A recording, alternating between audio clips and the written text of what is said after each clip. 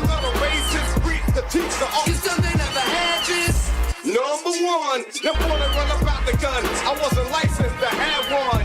The minute they see me, fear me. I'm the epitome, a public enemy. Use, abuse, without clues. I refuse to blow fuse. They even had it on the news. Don't believe the hype.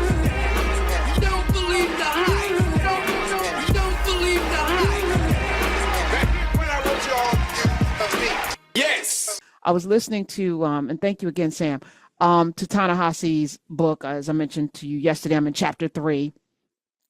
And he's talking about, the book bans and how his book, Between the World and Me, was banned, and how, while he was in the midst of, writing the next book, he, had to come out and say something about a teacher who was on the brink of losing their job or being really harassed because they wanted to keep his book in the curriculum, and how of a concerted effort it is. And it's not about the books. It's about the control and the power over these young minds and not giving them any inkling that they can think on their own. And I was like, how dastardly, on the heels of what we talked about yesterday, which most of our babies are not reading.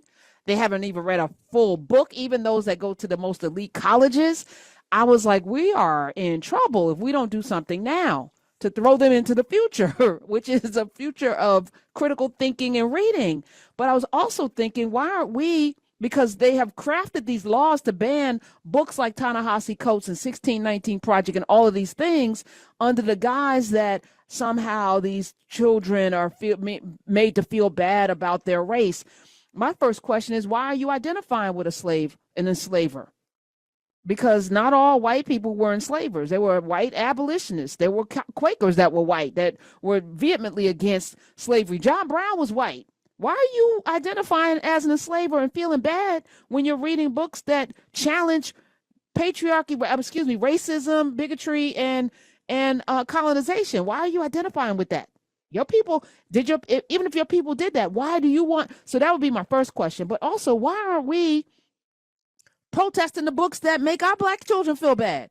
And I wonder if any of us have challenged with using their same laws to get rid of all of the books that I have to read, that I had to read in school. Like, let's get rid of Call of the Wild. Let's get rid of Jack London. Let's get rid of Willa Cather. That made me feel bad.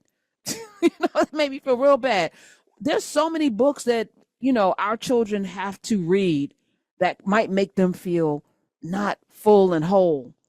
I don't see a mass movement to protest, but maybe we should start one. It's only fun until the rabbit gets the gun. I think we should get the rabbit.